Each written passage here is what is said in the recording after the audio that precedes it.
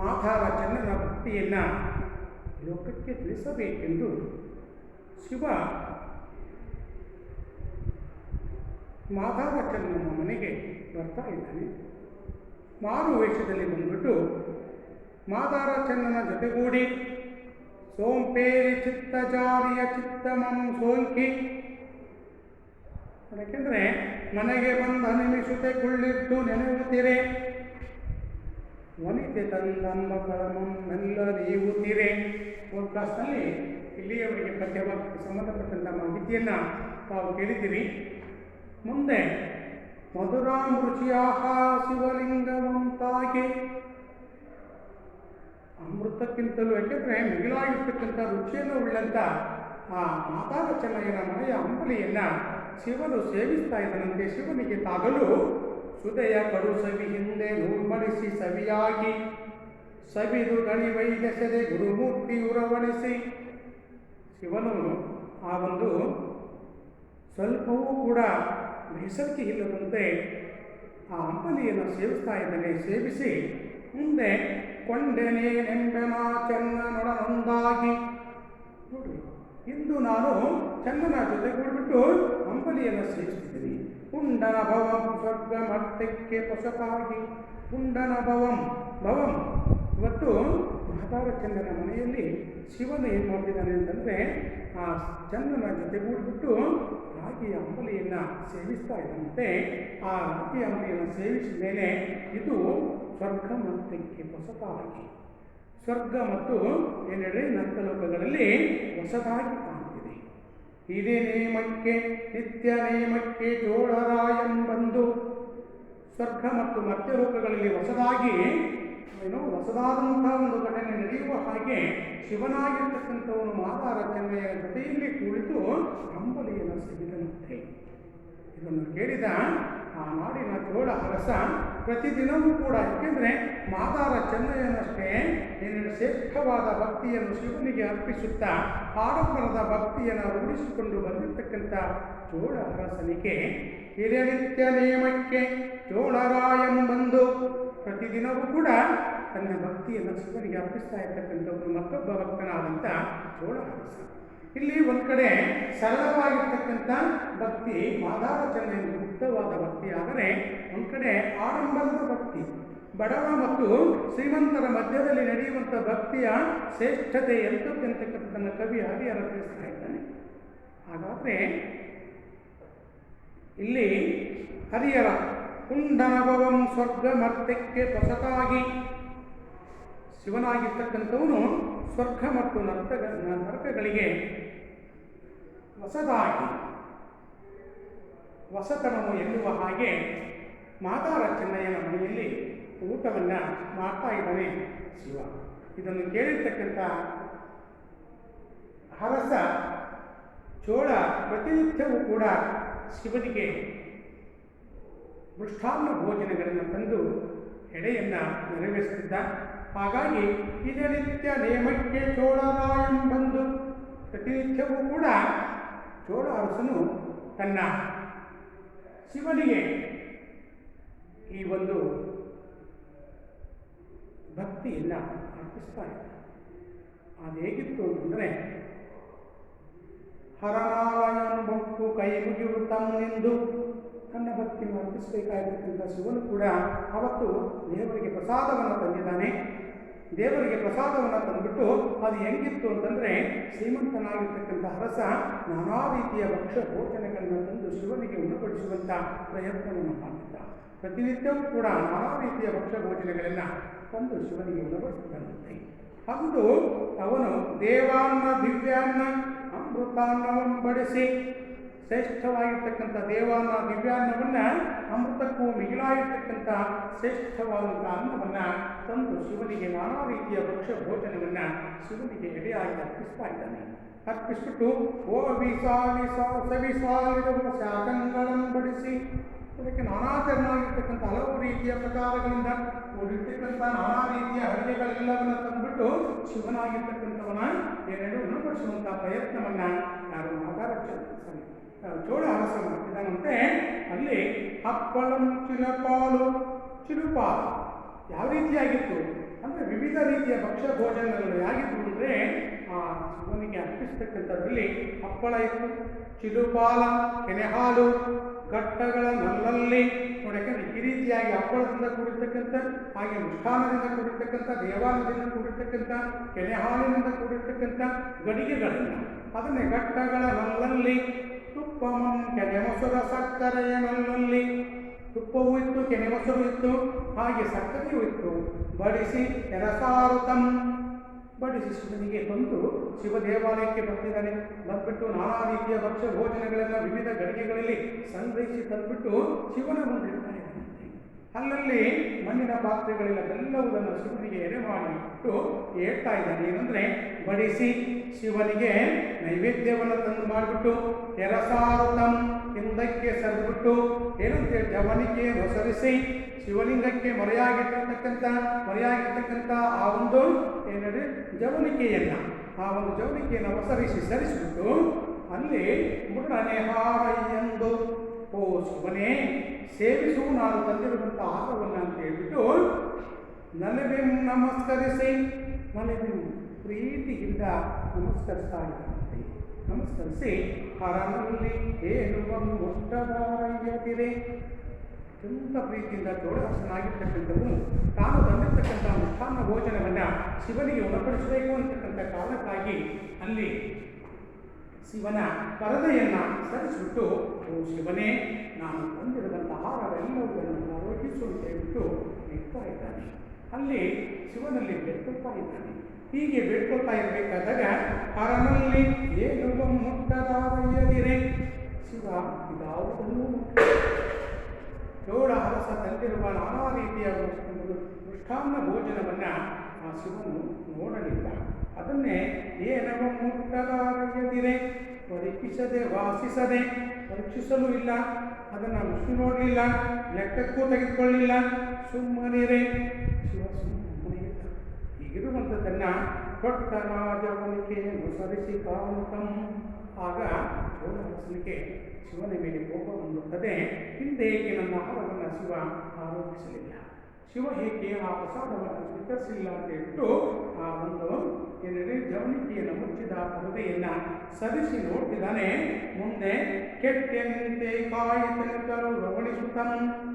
ಅಯ್ಯಯ್ಯೋ, ಇಂದು ನಾನು ಏನನ್ನು ಶಿವನಿಗೆ ನೀಡಿದ ಅನ್ನವನ್ನು ಶ್ರೇಷ್ಠವಾದಂಥ ಏನಿದೆ ಎಡೆಯನ್ನು ಸ್ವೀಕರಿಸಲಿಲ್ಲ, ಪ್ರಸಾದವನ್ನು.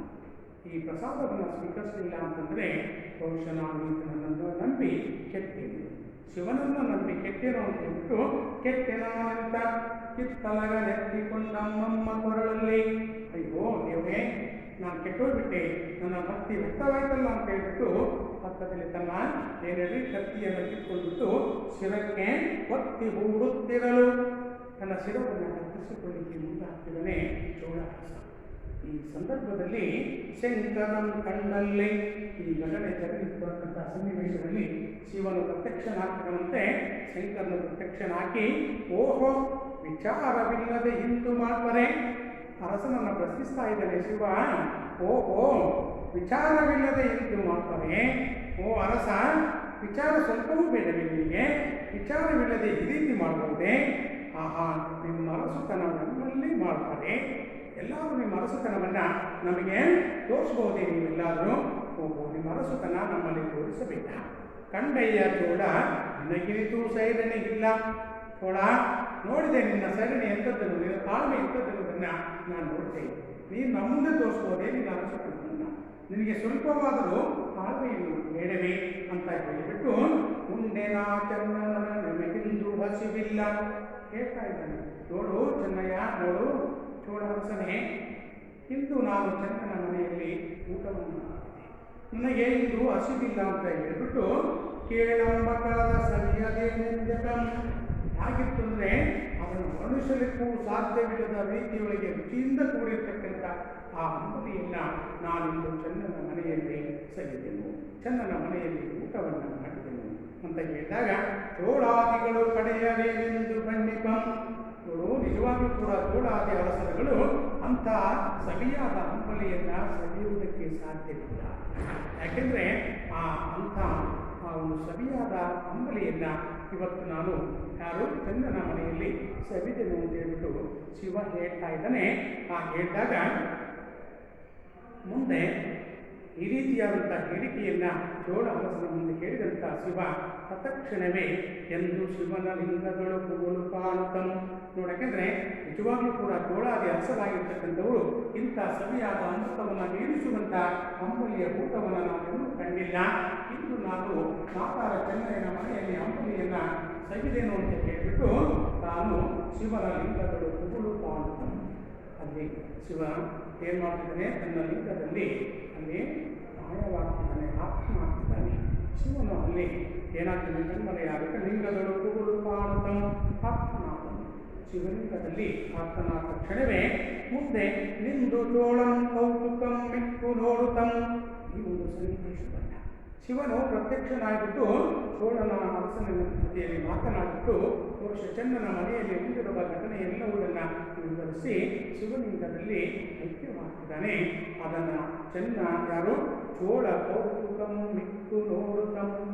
ಚೋಳ ಅರಸನಿಗೆ ಆಶ್ಚರ್ಯವಾಗುತ್ತದೆ, ಕುತೂಹಲದಿಂದ ಈ ಎಲ್ಲ ಸನ್ನಿವೇಶವನ್ನು ನೋಡ್ತಿದ್ದಾನೆ. ನೋಡುತ್ತಾ ಬೆರಗಾಗಿ ಬೆಂಡಾಗಿ ಚೆನ್ನನನ್ನು ಚಿಂತಿಸುತ್ತೆ.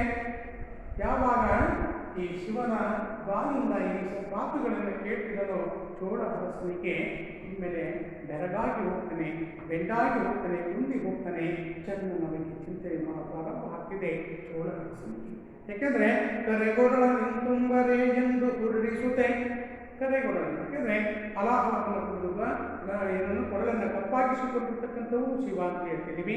ಹಾಗಾಗಿ ಈ ಕರೆಗೊಡಲ ನಿಂತುಂಬುರೆ ಎಂದು ಹುರುಳಿಸುತ್ತೆ. ಅಲ್ಲಿ ಹುರುಳಿಸುತ್ತೆ. ಅವನಿಗೆ ಏನಾಗ್ತಿದೆ ಅಂದರೆ, ಓಹೋ, ಶಿವನು ಈ ರೀತಿ ಮಾಡ್ಬೋದೇ, ಚನ್ನನ ಮನೆಯಲ್ಲಿ ಊಟ ಮಾಡಿಬಿಡ್ಬೋದೇ ಅಂತೇಳಿ ಅವನಿಗೆ ಹೊಟ್ಟೆ ಕಿಚ್ಚು ಹೆಚ್ಚಾಗ್ತಿದೆ. ಹುರುಳಿಸುತ್ತೆ, ಹೊಟ್ಟೆ ಕಿಚ್ಚು, ಪೈಪೋಟಿ ಇರ್ತಕ್ಕಂಥದ್ದು ಹೆಚ್ಚಾಗ್ತಿದೆ. ಹೆಚ್ಚಾಗ್ಬಿಟ್ಟು ಅವನು ಏನು ಮಾಡ್ತಿದ್ದಾನಂದರೆ, ಶಿವನಿಗೆ ಗುಣಪಡಿಸಿದ ಚನ್ನನನ್ನು ನೋಡಬೇಕೆನ್ನುವ ತವಕ ಚೋಳಹರಸನಿಗೆ ಹೆಚ್ಚಾಗ್ತಿದೆ. ಆಗ ಪರಮಂಗೆ ಕುಲನಿತ್ತ ಶರಣಂ ನೋಡುವೆಂ. ಚೋಳ ನಿರ್ಧಾರ ಮಾಡ್ತಿದ್ದಾನೆ ಚೋಳಹರಸ. ಪರಮಂಗೆ ಶಿವನಿಗೆ ಗುಣಪಡಿಸಿದಂಥ ಶರಣನಾಗಿರ್ತಕ್ಕಂಥ ಚಂದನನ್ನು ನೋಡಬೇಕು ಎನ್ನುವ ತವಕ ಹೆಚ್ಚಾಗ್ತಿದೆ. ಆಗ ಹರುಷದಿಂದಾನವರ ಕರ್ಣವನ್ನು ಸೋಡುವನು. ನೋಡೇಕೆಂದರೆ ಹರುಷದಿಂದ, ಸಂತೋಷದಿಂದ ಅವರ ಕರುಣೆಯನ್ನು ಮೇಲೆ ಸಂಪಾದಿಸಿಕೊಳ್ಳಬೇಕು ಅಂತ ಹೇಳ್ತಾನೆ. ನಡೆದರೆ ದಕ್ಷ ಶುಕಿ ಕಾಲ್ನಡೆಯೋಳಗೆ ಕೈ ತರುತ್ತೆ. ಎಂದೂ ಕೂಡ ಕಾಲ್ನಡಿಗೆಯಲ್ಲಿ ನಡೆದಂಥವನಲ್ಲ. ಆದರೆ ಶಿವನಿಗೆ ಗುಣಪಡಿಸಿದಂಥ ಮಾದಾರ ಚೆನ್ನಯ್ಯನಂಥ ಶ್ರೇಷ್ಠನಾದ ಭಕ್ತನನ್ನು ನೋಡಬೇಕು ಅಂತ ಹೇಳ್ಬಿಟ್ಟು ಶರಣನನ್ನು ನೋಡಬೇಕು ಎನ್ನುವ ತವಕ ಇರತಕ್ಕಂಥದ್ದು ಚೋಳ ಅರಸನಿಗೆ ಹೆಚ್ಚಾಗ್ತಾ ಇದೆ. ಆ ತವಕದಲ್ಲಿ ಶರಣನಾಗಿರ್ತಕ್ಕಂಥ ಚನ್ನನನ್ನು ಕಾಣಬೇಕು ಅಂತ ಹೇಳ್ಬಿಟ್ಟು ಅತ್ಯಂತ ಸಂತೋಷದಿಂದ ನಡೆದರ ಸುಖಿ. ಯಾಕೆ ನಡೆದನೆಯದ ಎಂದೂ ಕೂಡ ನಡೆಯಲಾರದೆ ಇರತಕ್ಕಂಥ ಅರ್ಥಸುಖಿ. ಯಾಕೆ ಅರ್ಥಸುಖಿನೇ ಸಂಪತ್ತನ್ನು ಅನುಭವಿಸಿರ್ತಕ್ಕಂಥ ಅರಸ ಎಂದೂ ನಡೆದಂಥವನ್ನೆಲ್ಲ. ಆದರೆ ಕಾಲ್ನಡಿಗೆಯಲ್ಲಿ ನಡೆ ತರುತ್ತೆ. ಎಡಬಲದ ಮುಕುಟ ವರ್ಧನದೊಡನೆ ನಡೆ ತರುತ್ತೆ. ತನ್ನೆಲ್ಲ ಎಡಬಲದ ಅಕ್ಕಪಕ್ಕದಲ್ಲಿ ಎಡಕ್ಕೆ ಬಲಕ್ಕೆ ಇರ್ತಕ್ಕಂಥ ಸೇವಕರೆಲ್ಲರನ್ನ ಕೂಡ್ಕೊಂಡ್ಬಿಟ್ಟು ಚನ್ನನನ್ನು ನೋಡಬೇಕಂತ ನಡೀತಾ ಬರ್ತಿದ್ದನಂತೆ. ಪುರಹರಂಗುಣವೆತ್ತ ಚನ್ನನಂ ತೋರಿದೆ. ಪುರಹರಂಗೆ, ಇಲ್ಲಿ ಪುರಹರಂಗೆ ಯಾಕಂದ್ರೆ ಶಿವನಾಗಿರ್ತಕ್ಕಂಥವನಿಗೆ ಗುಣಪಡಿಸಿರ್ತಕ್ಕಂಥ ಶರಣನನ್ನು ತೋರಿಸಿ ಅಂತೇಳಿ ಕೇಳ್ತಾ ಇದ್ದಂತೆ. ದಾರಿ ಉದ್ದಕ್ಕೂ ಗುರುಲಿಂಗಗಳನ್ನುಂಡ ಚನ್ನನಂ ತೋರಿರೆ ಕಂಡಂಥವರನ್ನೆಲ್ಲರನ್ನ ಕೇಳ್ತಾ ಇದ್ದಾನೆ. ಯಾರು ಅಂತಂದರೆ ಪುರಹರಂಗುಣನಿತ್ತ ಚನ್ನನಂ ತೋರಿರೆ, ಗುರುಲಿಂಗಗಳನ್ನುಂಡ ಚನ್ನಂ ತೋರಿರೆ. ಶಿವನ ಜೊತೆಯಲ್ಲಿ ಊಟ ಮಾಡಿರ್ತಕ್ಕಂಥ ಶರಣನಾದ ಚೆನ್ನ ಎಲ್ಲಿದ್ದಾನೆ, ತೋರಿಸ್ರಿ ತೋರಿಸ್ರಿ ಅಂತೇಳಿ ದಾರಿ ಉದ್ದಕ್ಕೂ ತನ್ನ ಸೇವಕರ ಜೊತೆಯಲ್ಲಿ ನಡೆದುಕೊಂಡೇ ಬರ್ತಿರುವಂಥ ಅರಸ ಕೇಳ್ತಾ ಇದ್ದಾನೆ. ಹೀಗೆ ಕೇಳ್ತಾನೆ. ಎಂದಲ್ಲಿ ಚಿತ್ತದನು ತಾಪದಿಂ ಕೇಳುತ್ತಂ. ಅತ್ಯಂತ ಚಿತ್ತದನು ತಾಪದಿಂ, ಮನಸ್ಸಿನ ದುಃಖದಿಂದ ಎಲ್ಲಿದ್ದಾನೆ ಚೆನ್ನ ನೋಡಬೇಕು ಅಂತಂದೇಳಿ ಅವ್ನು ನೋಡ್ತಾ ಕೇಳಬೇಕಂತೇಳಿ ಅಂದಲ್ಲಿ ದೆಸೆಗೆ ದೂತರಂ ಕಳುಕುತಂ. ಎಲ್ಲಿದ್ದಾನೆ ಹುಡ್ಕೊಂಡು ಚೆನ್ನ. ಯಾಕೆಂದರೆ ಶರಣನಾಗಿರ್ತಕ್ಕಂಥ ಚೆನ್ನನನ್ನು ಎಲ್ಲಿದ್ದಾನೆ ಅಂತಕ್ಕಂಥ ಸುದ್ದಿಯನ್ನು ತಬ್ಬಿ ಅಂತ ಹೇಳ್ಬಿಟ್ಟು ತನ್ನ ಸುತ್ತಲಿರ್ತಕ್ಕಂಥ ಸೇವಕರನ್ನ ದಿಕ್ಕಿಗೂ ಕಳಿಸ್ತಾ ಇದ್ದಾನೆ. ಅದನ್ನೇ ದಿಕ್ಕಿಗೂ ದೆಸೆಗೂ ದೂತರಂ ಕಳುಕುತಂ. ಚೆನ್ನಯ್ಯ ನಿಪ್ಪ ಗುಡಿಲಿದೆ ಎಂದು ತೋರುತ್ತಿದೆ.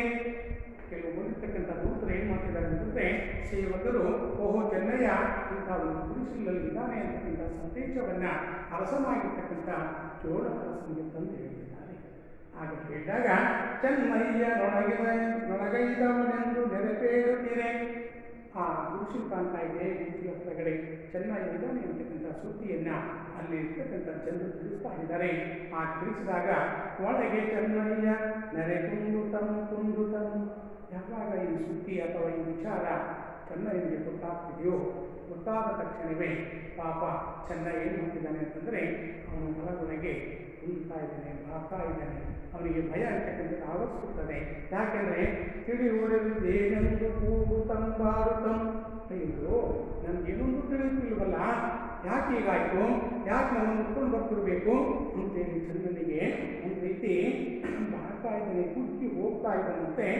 ಅರಮನೆಯ ಧಾರಾವಾಹಿಗೆ ಅನೇಕೆ ಸಿಗ್ತದಲ್ಲ ನೋಡಿದ್ವು. ಅರಮನೆಯ ದೂತರೆಲ್ಲ ಬಂದಿದ್ದಾರಂತೆ, ಅರಮನೆಯ ಆಳುಗಳು ಸೇವಕರೆಲ್ಲ ಬಂದು ನನ್ನನ್ನೇ ಹುಡುಕ್ತಿದ್ದಾರಂತೆ. ಆ ಅರಮನೆಯ ಆಳುಗಳು ಯಾಕೆ ಬಂದಿದ್ದಾನೆ, ಅವರು ಏಕೆ ಅನೇಕೆ ಸಿಗ್ತದ ದೇವರಲ್ಲಿ ಕೇಳ್ತಿದ್ದಾನೆ. ಚೆನ್ನಾಗಿ ಕಲಿ ಕೇಳ್ತಾನೆ, ಅರಮನೆಯ ಚಾರವೇಕೆ ಅನೇಕೆ ಸಿಗ್ತದ, ಅರಸ ಏಕೆ ಎನ್ನ ಮನೆಯೇಕೆ ಶಶಿಶೇಖರ. ಅಯ್ಯೋ ಈ ನಾಡಿನ ಅರಸನಾಗಿರ್ತಕ್ಕಂಥ ಚೋಳ ನನ್ನನ್ನೇ ಉಟ್ಕೊಂಡು ಬರ್ತಿದ್ದಾನಂತೆ, ನನ್ನ ಮನೆಯಲ್ಲಿ ಕೇಳ್ತಿದ್ದಾನಂತೆ. ಅರಸನೇ ಏಕೆ ಅದಕ್ಕೆ ಹೇಳ್ತಿದ್ದ ಶಶಿಶೇಖರ ಶಿವನೇ ಭಕ್ತನೆಂದರಿಯದಿದ್ದೊಡೆ ಏಸು ಬದುಕುವೆನು. ಅಯ್ಯೋ ನನ್ನ ಭಕ್ತ ಅಂತೇಳಿ ಗೊತ್ತಾಗ್ತಿದ್ರೆ ನಾನು ಚೆನ್ನಾಗಿ ಸುಖವಾಗಿ ಬದುಕೋದಿರುತ್ತಲ್ಲ, ಆದರೆ ಭಕ್ತನೆಂದು ಗೊತ್ತಾಗಿದ್ದಕ್ಕಾಗಿ ನನಗೆ ಹೀಗಾಗಿದೆ. ಭಕ್ತನೆಂದರಿದ ಬಳಿಕವೆಂದು ಬದುಕುವೆನು. ಇಲ್ಲಿಯವರೆಗೂ ಗುಪ್ತವಾಗಿರ್ತಕ್ಕಂಥ ಭಕ್ತಿಯನ್ನು ಬಹುಶಃ ಹೇಳ್ತಾ ಅಥವಾ ಭಕ್ತಿಯನ್ನು ನಿರ್ವಹಿಸ್ತಾ ಬಂದಿರತಕ್ಕಂಥ ಮಾತಾವಚನನಿಗೆ ತನ್ನನ್ನೇ ಅರಸು ಮತ್ತು ಹಾಳುಗಳು ಹುಡ್ಕೊಂಡು ಬರ್ತಕ್ಕಂಥದ್ದನ್ನು ನೋಡಿಬಿಟ್ಟು ಅತೀವವಾದಂಥ ಕಾಪರಿಗೆ ಒಳಗಾಗ್ತಾನೆ, ದುಃಖಕ್ಕೆ ಒಳಗಾಗ್ತಾನೆ. ಅಲ್ಲಿ ಮಾಡ್ತಾ ಇದ್ದಾನೆ, ಕುಗ್ಗಿ ಹೋಗ್ತಾ ಇದ್ದಾನೆ, ಕುಗ್ಗುತ್ತಾ ಕೇಳ್ತಾ ಇದ್ದಾನೆ. ಇವತ್ತು ನಾನು ಮಾಡಿದಂಥ ಭಕ್ತಿ ಬಹುಶಃ ಭಕ್ತನನ್ನು ನೋಡಿ, ನಾನು ಭಕ್ತ ಅಂತಕ್ಕಂಥದ್ದು ಗೊತ್ತಾಗದಿದ್ದರೆ ನಾನು ಹೇಗೋ ಬರ್ತಿದ್ದಿಲ್ಲ. ಭಕ್ತನನ್ನು ಅರಿತ ಬಳಿಕ ಅಂತೂ ಬದುಕುವೆನು. ಭಕ್ತನು ಅಂತೇಳಿ ಗೊತ್ತಾದ ಮೇಲೆ ನಾನು ಹೇಗೆ ಬರ್ತಿರ್ತೀನಿ, ಬದುಕಲಿಕ್ಕೆ ಸಾಧ್ಯವಿಲ್ಲ ಅಂತೇಳಿ ಏನು ತಮದಲ್ಲಿ ಗುಡಿಲಂ ಸುತ್ತಿ ಮುಟ್ಟುತ್ತೆ. ಈ ರೀತಿಯಾಗಿ ಏನು ತಮದಲ್ಲಿ ಗುಡಿಲೆಲ್ಲ ಸುತ್ತುತ್ತಾ ತನಗೆ ಜೀಯ ಎನ್ನುತ್ತೆ, ಕೈ ಮುಗಿಯುತ್ತೆ. ಪಾಪ ಅಯ್ಯಯ್ಯೋ ಎಂಥ ಕೆಲಸ ಆಗುತ್ತಲ್ಲ ಅಂತೇಳಿ ತನ್ನ ಗುಡಿಸಲನ್ನು ಸುತ್ತುತ್ತಾ ಕೈ ಮುಗಿತಾ ಇದ್ದಾನಂತೆ. ಇದೇ ಚೋಳ ರಾಜನೀತಿ ಭಕ್ತಿಯಿಂದ ಬರುತ್ತಿರ್ತ ಇದೆ ನೋಡ್ತಾ ಇದ್ದಾನೆ. ಏನು ಅಂದರೆ ಅತ್ಯಂತ ಭಕ್ತಿಯಿಂದ ಚೋಳ ಅರಸ ಇವನನ್ನೇ ನೋಡಲಿಕ್ಕೆ ಬರ್ತಾ ಇದ್ದಾನಂತೆ. ಬರ್ತಿರ್ಬೇಕಾದಾಗ ನರವೇ ಸಮ್ಯಕ್ ನಾಮಿ ಸತ್ಯನಿಧಿ ಬರುತ್ತಿರ್ತ ಆಗಿದ್ದ ಅಂತಂದರೆ ಇಲ್ಲಿ ಸತ್ಯನಿಧಿ ಸ್ವಾಮಿ ಬರ್ತಾ ಇರ್ತಕ್ಕಂಥದ್ದು ನೋಡಿದಾಗ ಗಳ ನಡೆತಂದು ಚೆನ್ನಯ್ಯನನ್ನು ಕಂಡು ಈ ರೀತಿಯಾಗಿ ತನ್ನ ದೂತರ ಜೊತೆಯಲ್ಲಿ ಬರ್ತಾ ಇರ್ತಕ್ಕಂಥ ಚೋಳ ಅರಸ ಯಾರನ್ನು ನೋಡಿದರೆ ಗುಡಿಸಲಲ್ಲಿರ್ತಕ್ಕಂಥ ಚೆನ್ನನನ್ನು ನೋಡ್ತಿದ್ದಾನೆ. ಕಳಗಳ ನೆನೆಯಿಂದ ಬೇಗನೆ ಆ ಒಂದು ತನ್ನ ಪರಿವಾರದ ಜೊತೆಯಲ್ಲಿ, ತನ್ನ ಸೇವಕರ ಜೊತೆಯಲ್ಲಿ ಚೋಳ ಅರಸ ಬರ್ತಿದ್ದಾನೆ. ಬರ್ಬಿಟ್ಟು ಚೆನ್ನಯ್ಯನನ್ನು ನೋಡಿ ಬಳಸಿ ಗಣಪತಿ ಬಂದೆಳೆಸಿದ್ದನಂ ಕಂಡು ಇಳಿಪಿದಂ ಸರ್ವಾಂಗಮಂ ಚೆನ್ನನಂದ್ರಿಯೋಳು. ಏನು ಮಾಡ್ತಿದ್ದಾನೆ, ಚೆನ್ನನನ್ನು ನೋಡಿದ ತಕ್ಷಣವೇ ತನ್ನೆಲ್ಲ ಸರ್ವಾಂಗ ದೇಹವನ್ನು, ತನ್ನೆಲ್ಲ ದೇಹವನ್ನು ಚೆನ್ನನ ಪಾದದ ಮೇಲೆ ಹಾಕ್ತಾ ಇದ್ದಾನೆ. ಹಾಕಿಬಿಟ್ಟು ತೊಳಗೆ ಮುಕುಟ ಮಣಿಕಾಂತಿ ಪದ ಭೂಮಿಯೋಳ್ ಪಾದರಜಮಂ ಕಂಡುಧನೆ ಹುಟ್ಟಿದೆ. ಚೆನ್ನನ ಪಾದಕ್ಕೆ ತನ್ನೆಲ್ಲ ಸರ್ವಸ್ವ ದೇಹವನ್ನು ಅರ್ಪಿಸಿಬಿಡ್ತಾ ಇದ್ದಾನೆ. ಅರ್ಪಿಸಿಬಿಟ್ಟು ಅವನ ಪಾದದ ರಸ ಧೂಳವನ್ನು ತಗೊಂಡು ತನ್ನ ಮೈಮೇಲೆ ಹಚ್ಕೊತಿದ್ದಾನೆ. ಹೀಗೆ ಹಾಕ್ತಾನೆ. ಮುಂದೆ ಪಾದಮಂ ಬಲ್ಲು ಬಿಡಿದು ಬೆಳೆದೆಂದು ಬೆಳಗುತ್ತಿದೆ. ಚೆನ್ನನ ಕಾಲುಗಳೆರಡನ್ನು ತಪ್ಪಿ ಭಾರವಾಗಿ ತಕ್ಕೊಂಡು ಕಾಲುಗಳನ್ನು ಬಿಡೋದಿಲ್ಲ ಅಂತ ಹೇಳ್ಬಿಟ್ಟು ಬಲವಾಗಿ ಇಟ್ಕೊಂಡಿದ್ದಾನೆ. ಯಾರು ರಸ, ಯಾರನ್ನು ಹೀಗೆ ಮಾತಾಡ ಚೆನ್ನನ ಎರಡು ಕಾಲುಗಳನ್ನು ಬಿಗಿದಟ್ಕೊಂಡಿರ್ತಕ್ಕಂಥ ಚೋಳ ಅರಸನನ್ನು ನೋಡಿ ಮುಂದೆ ವಿನಯ್ಯ ಚೋಳನೂಪ ಇದನ್ನು ನೋಡ್ತಾ ಇದ್ದಾನೆ. ಯಾರು ಮಾತಾಡ ಚೆನ್ನ ನೋಡ್ಬಿಟ್ಟು ಹೇಳ್ತಿದ್ದಾನೆ, ಏನಪ್ಪ ಚೋಳನೂಪ, ಅಯ್ಯ ಏನಯ್ಯ ಅರಸನೇ, ಚೋಳ ಅರಸನೇ, ನೀನಿಂತು ಬಪ್ಪರೇ, ನೀನು ಈ ರೀತಿ ಬರ್ಬೋದೇ, ಭಾನುಕುಲ ದರ್ಪಣನೇ, ನೀನಿಂತು ಮಾಡ್ತಾರೆ. ಭಾನುಕುಲ ಅಂದರೆ ಸೂರ್ಯವಂಶದಲ್ಲಿ ಶ್ರೇಷ್ಠ ಕುಲದಲ್ಲಿ ಹುಟ್ಟಿರ್ತಕ್ಕಂಥ ಚೋಳ ಕುಲದಲ್ಲಿ, ಯಾಕಂದರೆ ಚೋಳಾಸನಾಗಿರ್ತಕ್ಕಂಥ ಶ್ರೇಷ್ಠ ಕುಲದಲ್ಲಿ ಅದು ರವಿ ಕುಲದಲ್ಲಿ, ಅದಕ್ಕೆ ಹೇಳ್ತಿದ್ದಾರೆ. ಯಾಕಂದರೆ ಭಾನು ರವಿ ಶ್ರೇಷ್ಠ ಕುಲ ಅಂತ ಹೇಳ್ತಿದ್ದೀವಿ. ಶ್ರೇಷ್ಠ ಕುಲದಲ್ಲಿ ಹುಟ್ಟಿರ್ತಕ್ಕಂಥ ನೀನು ಈ ರೀತಿ ಮಾಡ್ಬೋದೇ? ಎನ್ನ ಕುಲವನ್ನು ನೋಡದಾಯ್ತಕ್ಕದೇ ಚೂಡ, ನನ್ನ ಕುಲವಾದ ನೋಡಬಾರ್ದೆ, ನನ್ನ ಕುಲವನ್ನು ನೋಡದೆ ನನ್ನ ಪಾದವನ್ನು ಈ ರೀತಿಯಾಗಿ ಹಿಡಿದಿಟ್ಕೊಂಡಿದೆಯಲ್ಲ, ಎನ್ನ ಜಾತಿಯನ್ನು ಅರಿಯದಿತ್ತು ಮಾರ್ಪರೆಯುತ್ತಿಲ್ಲ. ಅಯ್ಯೋ, ನನ್ನ ಜಾತಿ ಅವ್ರಿಗೆ ಗೊತ್ತಿಲ್ಲವೇ? ನಾನು ಎಷ್ಟಾದರೂ ಕೀಳು ಜಾತಿಯವನ್ನಲ್ವೇ? ನನ್ನಂಥ ಕೀಳು ಜಾತಿಯನ್ನು ಬಂದು ನೀನು ಪಾದವನ್ನು ಇಟ್ಕೊಳ್ಬೋದೇ? ಚೋಳ, ನಿನಗಿದು ಶೋಭೆ ತರುವಂಥದ್ದಲ್ಲ, ಈ ರೀತಿ ಮಾಡಬಾರ್ದು ಅಂತ ಹೇಳಿದಾಗ ಅಲ್ಲಿ ಹೇಳ್ತಾ ಇದ್ದಾನೆ ಹರಸ ಚೋಳ, ಏನೇ ದೇವ ನುಡಿದನ ಕುಲವೇ ಸತ್ಕುಲ. ಎಂಥ ಮಾತು ಅಂದರೆ, ಏನೇ ದೇವ ನುಡಿದನ ಕುಲವೇ ಸತ್ಕುಲ. ಯಾರು ಅಂತಂದರೆ, ಯಾರು ದೇವನನ್ನು ಉಳಿಸಿಕೊಳ್ಳುತ್ತಾರೋ ಅಂಥವರ ಕುಲವೇ ಶ್ರೇಷ್ಠ ಕುಲ. ಈ ಪದ್ಯ ಭಾಗದ ಶೀರ್ಷಿಕೆಯು ಕೂಡ ಅದೇ ಇರತಕ್ಕಂಥದ್ದನ್ನು ನಾವು ನೋಡಬೇಕು. ಯಾಕೆಂದರೆ ಏನೇ ದೇವ ನುಡಿದನ ಕುಲವೇ ಸತ್ಕುಲ, ಯಾರು ದೇವರನ್ನು ಉಳಿಸಿಕೊಳ್ಳುತ್ತಾರೋ ಅಂಥವರ ಕುಲವೇ ಶ್ರೇಷ್ಠವಾದ ಕುಲ ಅಂತ ಹೇಳ್ತಿದ್ದಾನೆ. ಗಣ ಮಹಿಮ ನುಡಿದ ಜಾತಿಯೇ ಜಾತಿ ನಿರ್ಮಲಂ. ಗಣ ಮಹಿಮನಾದ ಶಿವನನ್ನು ಯಾರು ಒಲಿಸಿಕೊಳ್ಳುತ್ತಾರೋ ಅಂಥವರ ಜಾತಿಯೇ ನಿರ್ಮಲ, ಸ್ವಚ್ಛಂದವಾದಂಥದ್ದು, ಶ್ರೇಷ್ಠವಾದಂಥ ಜಾತಿ ಅಂತ ಹೇಳ್ಬಿಟ್ಟು ಯಾರು ಹೇಳ್ತಿದ್ದಾರೆ? ಚೋಳಹರಸ ಹೇಳ್ತಿದ್ದಾನೆ. ಸರ್ವ ನೊಡನುಂದ ನಿಮ್ಮಯ ಜಾತಿಗಂ ಸರಿಯೇ. ಶಿವನ ಜೊತೆಯಲ್ಲಿ ಊಟ ಮಾಡಿದಂಥ ನಿಮ್ಮಂಥ ಶ್ರೇಷ್ಠ ಭಕ್ತನಾಗಿರ್ತಕ್ಕಂಥವರಿಗೆ ಎಲ್ಲಾದರೂ ಜಾತಿಗಂ ಸರಿಯೇ, ನಿಮ್ಮಯ ಜಾತಿಗಂ ಸರಿಯೇ, ಇಲ್ಲ ಇಲ್ಲ, ಖಂಡಿತವಾಗಲೂ ಕೂಡ ನಿಮಗೆ ಸಮಾನವಾದಂಥದ್ದು ನಾನಲ್ಲ ಅಂತ ಹೇಳ್ಬಿಟ್ಟು ಚೋಳಹರಸ ಮಾತಾಡ ಚೆನ್ನಯ್ಯನ ಪಾದಗಳನ್ನು ಹಿಡಿದು ಹೇಳ್ತಾ ಇದ್ದಾನೆ. ಹೀಗೆ ಹೇಳಿದಾಗ, ಸರ್ವಜ್ಞ ನಿನ್ನ ಕೆಪ್ಪೆಗೆನ್ನ ಶಿರಸರಿಯೇ. ಸರ್ವಜ್ಞ, ಸರ್ವವನ್ನು ಬಲ್ಲಂಥವನಾಗಿರ್ತಕ್ಕಂಥ ಭಕ್ತನಾಗಿರ್ತಕ್ಕಂಥ ಮಾತಾಡ ಚೆನ್ನ ನಿನ್ನ ಕೆಪ್ಪಿಗೆನ್ನ ಶಿರಸರಿಗೆ, ಅಂದರೆ ಕೆಪ್ಪೆ ಅಂದರೆ ಚಪ್ಪಲಿ, ಹಾಲುಗಳಲ್ಲಿ ಬರ್ತಕ್ಕಂಥದಕ್ಕೆ ನನ್ನ ಶಿರವೂ ಕೂಡ ಸಮಾನವಲ್ಲ ಅಂತ ಹೇಳ್ತಿದ್ದಾನೆ.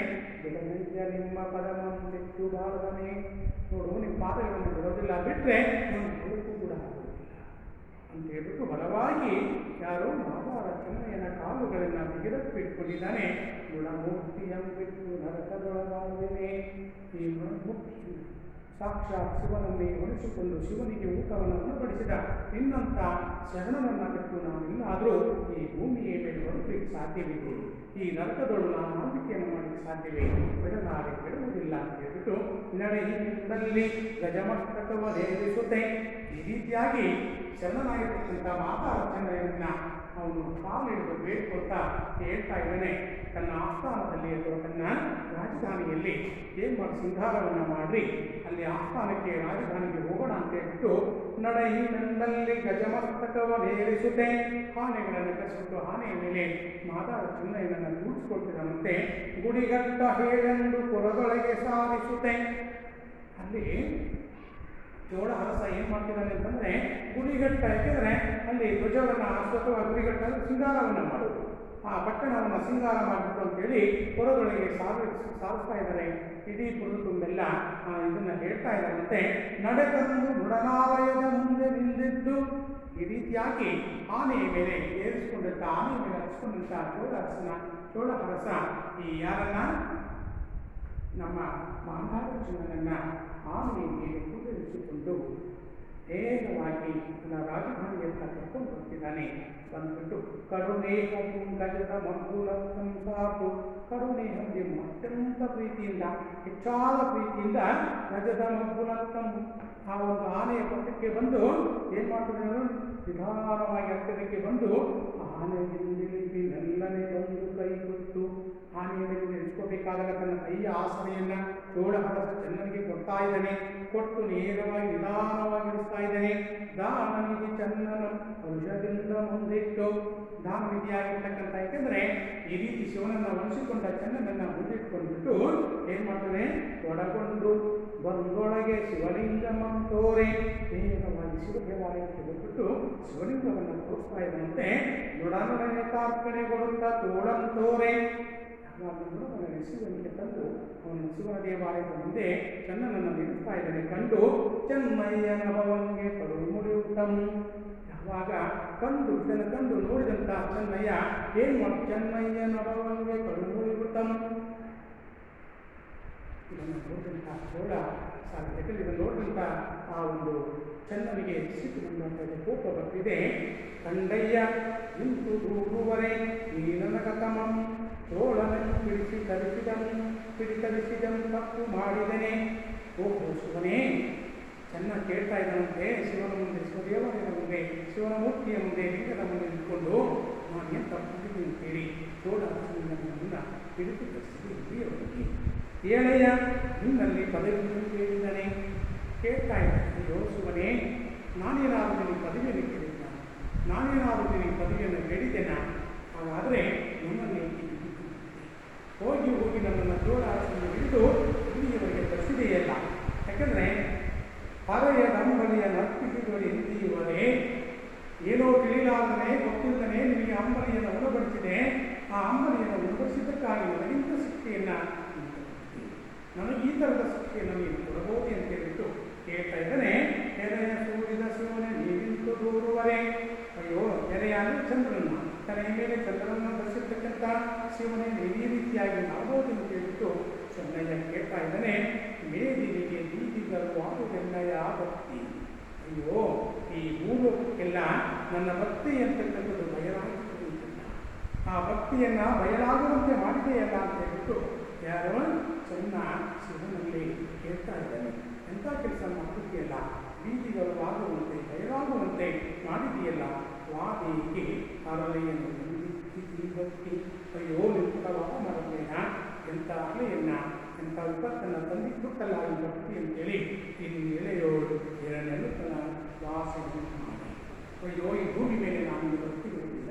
ಯಾಕೆಂದರೆ ನನ್ನ ಇಡೀ ಬುದ್ಧವಾದ ಭಕ್ತಿ ಅಂತಕ್ಕಂಥದ್ದು ಬಯಲಾಗುವಂತೆ ಮಾಡಿಬಿಟ್ಟಿಲ್ಲ, ಪ್ರಪಂಚಕ್ಕೆ ಲೋಕಕ್ಕೆ ನನ್ನ ತಿಳಿಯಪಡಿಸುತ್ತಿಲ್ಲ ಅಂತ ಹೇಳ್ಬಿಟ್ಟು ಯಾರೋ ನೀನು ಕೂಡ ವಾದ ಮಾಡೋ ಸರಿಯಲ್ಲ ಅಂತೇಳಿ ಚೆನ್ನ ಏನು ಮಾಡ್ತಿದ್ದಾನಂದರೆ ನಾನು ಇರುವುದಿಲ್ಲ ಅಂತೇಳಿ ಭಾಷೆಯನ್ನು ಮಾಡಿ ಚೆನ್ನಯ್ಯನ ಕಿತ್ತು ಕೊರಳೂಡೆ.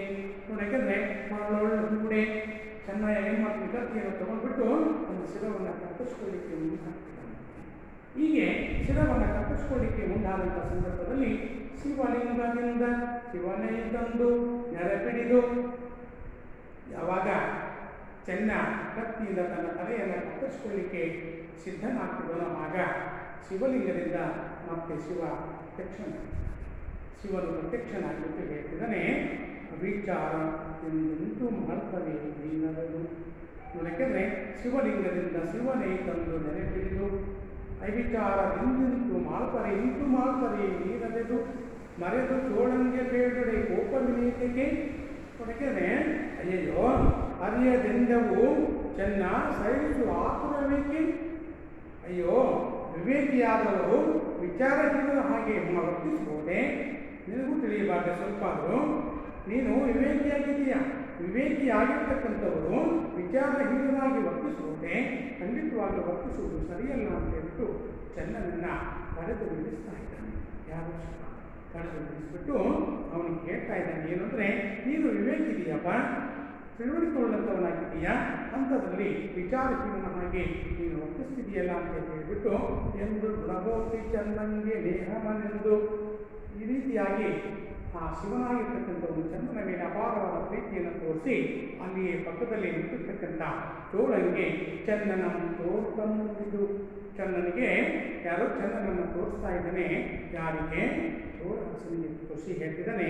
ನೋಡಯ್ಯ ಚೋಳ, ನೋಡು ಅರಸನಾಗಿರ್ತಕ್ಕಂಥ ಚೋಳನೇ ಗುಪ್ತಾರ್ಚನೆಯ ಗುಪ್ತ ಭಕ್ತಿಯನ್ನು ನನಗರ್ಪಿಸ್ತಕ್ಕಂಥ ಮೌನ್ಯಂ. ಇವನನ್ನು ಯಾರೋ ಚಂದನನ್ನು ನೋಡು ಅಂತ ಹೇಳ್ಬಿಟ್ಟು ಆಡಂಬರವ ನಡೆದ ಲಿಂಗಾಭಿಮಾನಿಯಂ, ಯಾವುದೇ ಆಡಂಬರವಿಲ್ಲದೆ ಇರತಕ್ಕಂಥ ಲಿಂಗಾಭಿಮಾನಿಯಾಗಿರ್ತಕ್ಕಂಥ ಚಂದನನ್ನು ಎಂದು ಕೊಂಡಾಡುತ್ತೀರೆ. ಈ ರೀತಿಯಾಗಿ ನಿಜವಾಗಲೂ ಕೂಡ ಆಡಂಬರದ ಭಕ್ತಿಗೆ ಶಿವನಾಗಿರ್ತಕ್ಕಂಥವನು ಮುಗಿಕೊಳ್ತಾನಲ್ಲ. ಅದೇನಿದ್ರೂ ಕೂಡ ಸರಳವಾಗಿರ್ತಕ್ಕಂಥ ಭಕ್ತಿಗೆ ಅಥವಾ ಏನು ಹೇಳ್ತಿದ್ವಿ ನಾವು ಬಡವರಾಗಿ ಮಾಡತಕ್ಕಂಥ ಉತ್ತಾರಾಧನೆಗೆ ಶಿವನು ಮರೆಯುತ್ತಾನೆ ವಿನಃ ಅರಸನಾಗಿರ್ತಕ್ಕಂಥ ಚೋಳನಂತ ಏನು ಹೇಳಿ ಶ್ರೀಮಂತದ ಅರ್ಪಿಸುವ ಭಕ್ತಿಗೆ ಶಿವನು ಒಲಿಯುವುದಿಲ್ಲ ಅಂತಕ್ಕಂಥ ವಿಚಾರವನ್ನು ಕವಿ ಹರಿಹರಾಗಿ ಸತ್ಯವಾಗಲಿ ತಪ್ಪಿದ್ದಾನೆ ಅನ್ನುವಂಥದ್ದು. ಯಾಕೆಂದರೆ ಈ ಎರಡರ ಮಧ್ಯದಲ್ಲಿ ಒಂದು ಏನೇ ಬಡವರು ಅರ್ಪಿಸ್ತಕ್ಕಂಥ ಭಕ್ತಾರಾಧನೆಯ ಭಕ್ತಿ, ಇನ್ನೊಂದು ಬಲ್ಲಿದ ಅಥವಾ ಶ್ರೀಮಂತರ ಮಧ್ಯದಲ್ಲಿರ್ತಕ್ಕಂಥ ಭಕ್ತಿಯ ಅಂತರ ಇರುವಂಥದ್ದು. ನಿಜವಾಗ್ಲೂ ಕೂಡ ಪರಮಾತ್ಮ ಯಾರಿಗೆ ಒಲಿಯುತ್ತಾನೆಂದರೆ ಬಡತನದಿಂದ ಕೂಡಿದ ಭಕ್ತಿಗೆ ಶಿವನು ಒಲಿಯುತ್ತಾನೆ ಅಂತಕ್ಕಂಥ ಒಂದು ನೈಜವಾದ ಚಿತ್ರಣವನ್ನು ಕವಿ ಕೊಡ್ತಿದ್ದಾರೆ ಅಂತಕ್ಕಂಥದ್ದು. ಈ ರೀತಿಯಾಗಿ ಕೇಳಿ ಎಂದು ದುಂದುಬಿಕುಳಂ ಗಗನದೊಳು ಮುಳುಗಿದವು.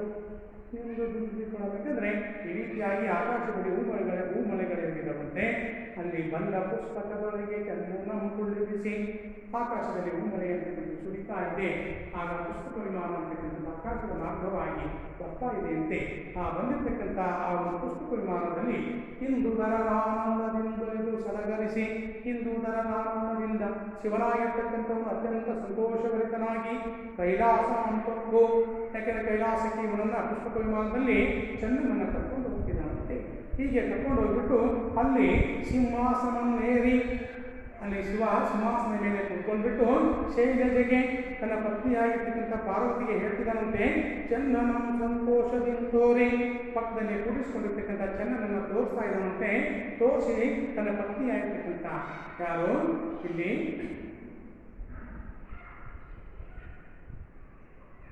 ಪಾರ್ವತಿಗೆ ಈ ಮಾತನ್ನು ಹೇಳ್ತಿದ್ದಾನೆ ಶಿವ. ಏನಂದರೆ ಚನ್ನಂಗೆ ಗಣಪದವಿಯನ್ನು ಕೊಟ್ಟು ರಾಗದಿಂದ ಪನ್ನಾಗವನ್ನು ಹೊತ್ತಿದ ಕೆಳಗೆ. ಯಾಕೆಂದರೆ ಈ ರೀತಿಯಾಗಿ ಚನ್ನಂಗೆ ಗಣಪದವಿಯನ್ನು ಕೊಟ್ಟಿದ್ದೀನಿ, ಅವನ ಭಕ್ತಿ ಇದೆ ಅಂತ ಹೇಳಿಬಿಟ್ಟು ತನ್ನ ಪತ್ನಿ ಆಗಿರ್ತಕ್ಕಂಥ ಪಾರ್ವತಿಗೆ ಎಲ್ಲ ವಿಷಯಗಳನ್ನು ಹೇಳಿಬಿಟ್ಟು ಶಿವ ಏನು ಮಾಡ್ತಿದ್ದಾನೆ ಅಂದರೆ ಅಲ್ಲಿ ಪನ್ನಾಗವನ್ನು, ಯಾಕೆಂದರೆ ಆ ಹಾವನ್ನು ಹೊರಳನ್ನು ಬಿಟ್ಟಿರ್ತಕ್ಕಂಥ ಶಿವನು ಅತ್ಯಂತ ಸಂತೋಷದಿಂದ ಶೋಭಿಸಿದನು ಅಂತಕ್ಕಂಥ ಮಾತನ್ನು ಕವಿ ಹರಿಯಾದ ಹೇಳುವುದರ ಮೂಲಕ ಈ ಪದ್ಯ ಭಾಗವನ್ನು ಮುಕ್ತಾಯ ಮಾಡ್ತಿದ್ದಾನೆ ಎನ್ನುವಂಥದ್ದು.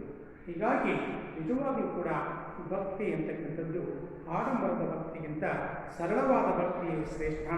ಅಂಥ ಸರಳವಾದ ಭಕ್ತಿಯ ಮೂಲಕ ಯಾರು ಶಿವನನ್ನು ಒಲಿಸಿಕೊಳ್ಳುವಂಥ ಶಕ್ತಿ ಇದೆಯೋ ಅಂಥ ಭಕ್ತಿ ಅಂತಕ್ಕಂಥದ್ದಕ್ಕೆ ಶಿವನು ಮೆಚ್ಚಿಕೊಳ್ಳುತ್ತಾನೆ.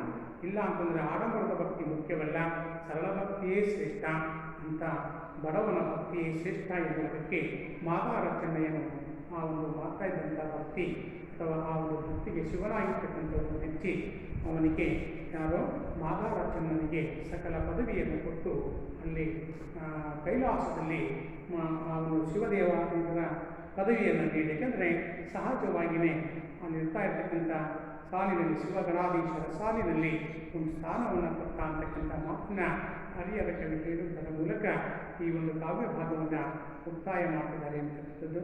ಹಾಗಾಗಿ ವಿದ್ಯಾರ್ಥಿಗಳೇ ಈ ಪದ್ಯಭಾಗವನ್ನು ವೀಕ್ಷಿಸಿದ ಮೇಲೆ 1 ಅಂಕದ ಪ್ರಶ್ನೆಗಳು ಮತ್ತು 2 ಅಂಕದ ಪ್ರಶ್ನೆಗಳನ್ನು ಹಾಗೆ 4 ಅಂಕದ ಮತ್ತು 3 ಅಂಕದ ಪ್ರಶ್ನೆಗಳನ್ನು ಗಮನಿಸಿದಂತೆ ಹೇಳ್ತಾ ಮುಂದಿನ ತರಗತಿಯಲ್ಲಿ ಮತ್ತೊಂದು ಪದ್ಯಭಾಗವಾಗಿರ್ತಕ್ಕಂಥ ನಮ್ಮ ಹಾಲು ಬಿದಳು ಕಲ್ಲರಂ ತರಬಹುದು ಲಕ್ಷ್ಮೀಶನ ಕಾವ್ಯ ಭಾಗವನ್ನು ನೋಡೋಣ.